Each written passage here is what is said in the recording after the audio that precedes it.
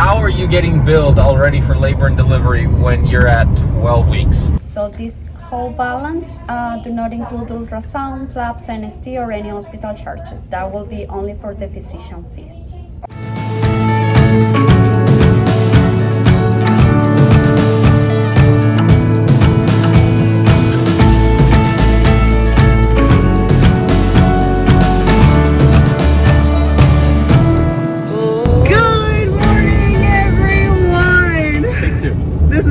Guys, I'm so annoyed because I am recording on my phone and I started recording. It was like at 3 minutes. I was like, okay, great. We're having great conversation. It was in slow-mo. So today we are on our way to the OBGYN. Last week we did see the high risk, which was a great appointment. But this week we have to see our OB, catch them up, you know, go over some blood work and results. A lot of you guys may be wondering, why so many doctor's appointments for this baby? Well, guys, I do have chronic illnesses. I do have some health complications. So we want to make sure I am in peak physical form or at my baseline. And the baby is doing A-okay. And so far, it's doing great. So for today's OBGYN appointment, we are gonna review some blood work. We did do our blood work for the gender. Ooh, if you guys wanna see that vlog, check it out. At 10 weeks, you can actually find out the gender of the baby because the blood of the baby is coursing through the mother's blood. And then as well as we are going to go over like the genetic blood panel testing. Correct me if I don't know what I don't know how to describe it. I'm sorry, guys. The biggest thing is to check for Down syndrome, and that is through the genetic testing through the blood work as well as the DNA of the baby itself to see if there's any abnormalities, and they can also tell the gender from said blood test as well. And they continuously do the ultrasounds from both the regular OB as well as the high risk OB because they are checking to see the formation of the head, the skull, the spine, the neck, everything to see if there's any abnormalities or any issues there. And so far, everything has looked perfect. I'm so excited, and I just can't hide it. Last week, we did see our high-risk OBGYN. He needed to come in and make sure the spinal fluid is looking good through the baby, the cranium, the spine, things of that nature. But while we were in that appointment, he was dropping hints that he already knew the gender. Yeah. He's like, I don't need the blood work. He's like, I'm 80% sure. I'm 80, 90% sure. He's like, I've been doing this for a while. I'm pretty sure I know what it is. And we're just like, you son of a... Dang it! So we kind of have an idea of what it is, but we're not going to say because we are doing a gender reveal mini party. When I say that, I mean it's going to be just me and Paul, no one else. And we're doing a little, like, cute little celebration to find out the gender. So we are actually planning a picnic. We got a company to help us. And this is also their first gender reveal picnic. So if it's blue, it'll be a boy. If it's pink, it'll be a girl. And we have it set up at a beautiful park. And we're just going to walk up and see it. And we're going to be like, oh my God, and enjoy our beautiful day. So definitely I'll probably record it. I don't know if I want to do a YouTube live or an Instagram live. We will see, probably record it because I just want to be in the moment. I don't want to have to answer a lot of questions. You know, I want to enjoy the gender of my baby and I'm so excited. Now, of course, the reason why we're doing this is because of COVID. We need to make sure that I'm in good health, you know, always at my baseline, and the baby is doing amazing. They still don't know how COVID actually affects pregnant women and the baby. I actually looked this up. Apparently, they won't finish that study until January of 2023. So by that, I mean that this baby will be like set. We're gonna be good. No COVID whatsoever. So sadly, there may be a lot of questions out there. I have been told because of this, there's not that much studies. I can't get the COVID vaccination. That's perfectly fine, you know, whatever is best for me and the baby and the health. Now we are on our way to our appointment. I will not lie, there was like a 50-50 chance that we won't be seen. Why is that? Well, the last time we went in, some of you guys who are in the United States may find this funny, but they told me they have a 12-week like payment. I didn't even know. They gave me a bill before 12 weeks and was like, you have to pay this. This I was is, like, and what? no. The best part is that bill is for labor and delivery. How are you getting billed already for labor and delivery when you're at 12 weeks? So this doctor's office showed, passed us this little piece of paper. This bill? And it just says labor and delivery, this, that, the other, what your insurance covers, blah, blah, blah, blah, blah, blah. Now, I say thankfully, but at the same time, not thankfully, Janice was hospitalized at the beginning of February. So that hospitalization cost, if you're not from the U.S., can cost for a week like $50,000, $60,000 very easily. So she has already hit her max out of pocket. The max out of pocket means that once you have paid that amount, you will not have to pay a single dollar for covered services except for your monthly premium for the rest of the calendar year. She already hit that with the hospitalization in February. So this doctor's office is billing us, and I told him, hey, she already hit her max out of pocket. If we pay you, the insurance is going to have to refund us, and that is another process in and of itself. It's going to be like 90 days minimum. And 90, I think like 6 months. They're going to fight, and they're going to be like, well, why did you pay them? Because they freaking told me to. Guys, we have been in that situation many times. And then the doctor's office, they'll say, oh, the doctor's office should refund you. No, they don't, ever. No, it's like back and forth. Oh, the insurance should pay you back. Oh, the doctor's office should pay you back.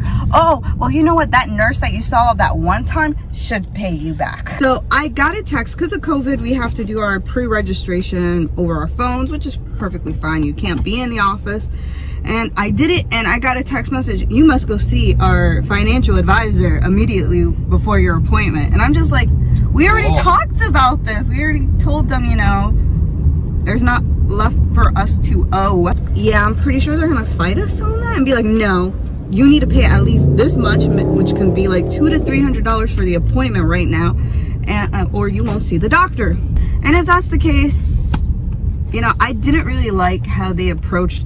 I wasn't even 12 weeks. Here's your bill already for delivery and everything. I was like, gosh dang, like, that's what you're more concerned about. Yeah, and I was just like, I want to feel a little comfortable, not feel like I am, how did Paul put it, like a cattle? Like, this doctor's office is a bigger office. They have a lot of doctors. So, a personal touch of, hey, we're here to help you versus, just one in, one out, one in, one out. Like, your cattle at a slaughterhouse. You know what I mean? They just want to make money off of you, and that's it. Thankfully, we have a lot of options. We do have good insurance. So, we have other options to find other doctor's offices. So if this one doesn't work out, I am in my second trimester, in the beginning of it, I still have time to establish care elsewhere.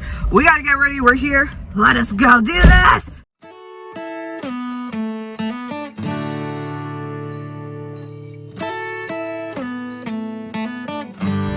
Hi, puppy.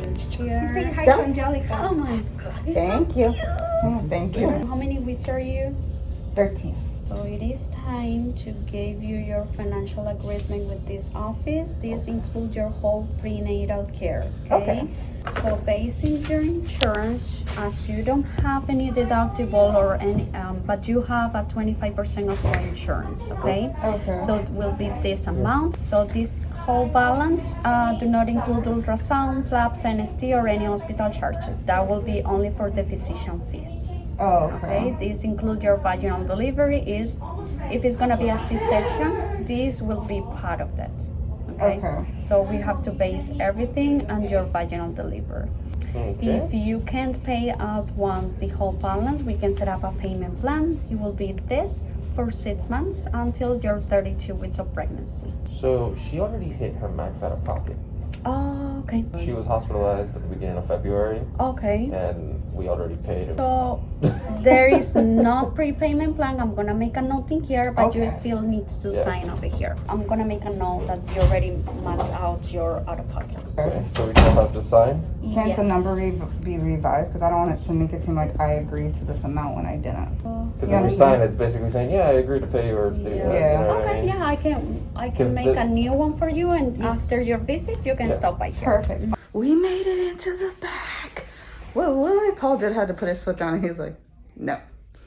Because if you don't, they will, like, make you pay. No. Here's the best part. They're like, here, just sign the paper, and then, you know, we'll just make a note of it. And I was like, I'll sign it when it says my responsibility is $0, because if I sign it, that's me agreeing to pay. And I was like, no. And Janice caught that. I was like, I don't feel comfortable signing it because it's gonna make it seem like I'm agreeing to it, and then you guys are gonna come back at me and like, well, you said you would pay the $900. I know. Here's the best part. Like this is just for physician fees for cesarean section, delivery, whatever. And they're like, it's $800 and something, so we're just gonna round it up to $900. That made no sense.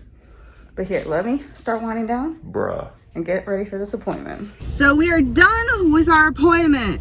We were able to get back there, but if you guys saw, yeah, they wanted us to pay, it wasn't a lot, like about $900 for the delivery. Well, no, that's just the physician fees. Yeah. So that's literally everything for the doctor alone. And that does not include ultrasounds, CT scans, MRIs, blood work, or actual labor and delivery. Before they did, this is now just physician fees. Thankfully, Paul is the insurance guy in this relationship, so he knows what he's doing and talking about because he worked in the industry. So when it comes down to that stuff, I'm like, you got it, baby, you got it. We did hear the baby's heartbeat. The doctor was very proud. He's like, it sounds strong, it sounds good. They looked over the blood paneling and they said everything turned out negative. So far the baby is healthy. Now, we aren't going to talk about it just yet, but we did talk to the doctor a little bit of our birth plan, what me and Paul feel comfortable for me and how I should deliver. And of course, with my medical conditions, they're like, yeah, you're definitely a candidate for whatever option you choose. Now, some mothers are for vaginal, and that is great. Some people are for C-sections. Me and Paul are still deciding. And I want the comments nice and sweet. I don't need mommy shamers to be like, if you do a C-section, you're not a true mother. What? No, like, you carried that baby, you did a lot. And the same with vaginal. It doesn't mean that you're superior. You're able to do it, and you did it in a healthy way, and that is great. Everybody is different, but me and Paul are still deciding what we're gonna do. And we did just talk to the doctor lightly of what our options are and what we feel comfortable with, and the doctor's like, that sounds great. I'm like, thank you. Alrighty guys, so that was a good appointment. I don't know why that appointment got me exhausted. I am tired. I just want to go home, rest a little, take it easy. But the doctor did say, you know, I'm still in the beginning stages, the honeymoon stage of the second trimester, and to still take it easy and relax. But by the time I'm in my 16, 17 weeks, then, you know, I have a lot more restrictions apparently. Like, what? I'm already restricted as it is. How much more? So guys, we're gonna go fulfill one of my cravings real quick, guys. This is a craving of mine, an icy Coke. Oh my god, an icy is just perfect on these hot days. Right now it's like 85. We're gonna go fulfill one of my cravings. I'm craving some tacos, yeah, and a, how do you say quesadilla? Quesadilla. You know, you gotta use the right accents when you're asking for these types of food. So we're gonna go do that. I hope you guys are enjoying your time, enjoying your day. You know, some days are gonna be really down and bad and your health is just not gonna allow you to do things, but then there are some days that you could do something small, something to put a smile on your face. Do it. Life is too short, and enjoy as much as you can. And that means even if you're in front of a TV, eating junk food, watching your favorite TV show, which is sounding like my dream right now, anime. Oh, yeah, anime with some good tacos. Oh yeah, I know that doesn't mix together. It should be like sushi with anime. No, tacos. Yeah, that sounds like, do what you love. And if it doesn't make sense, who cares? It's what you like to do, and it's what brings you a little bit of peace and harmony. Also guys, do not forget to check out our registry. We do already have a baby registry. Yeah, Paul's getting our baby cooking, and whatever you guys send us is gonna help. We truly appreciate it. We don't know if we're gonna do a baby shower because during the pandemic it's not the safest and it's not the smartest. This is true. But we are still looking at the situation, making sure, you know, if it's even a possibility. Baby shower maybe in the summer, and who knows, maybe the pandemic will be better by then. You know what would be funny? So on the invitation, the address is going to be one of those drive-through COVID places. Be like, here, stop number 1 is here. Once you get the negative, stop number 2 will then be texted to you. Oh yeah, I've already had so many family members from New York, New Jersey, telling me they want to come down.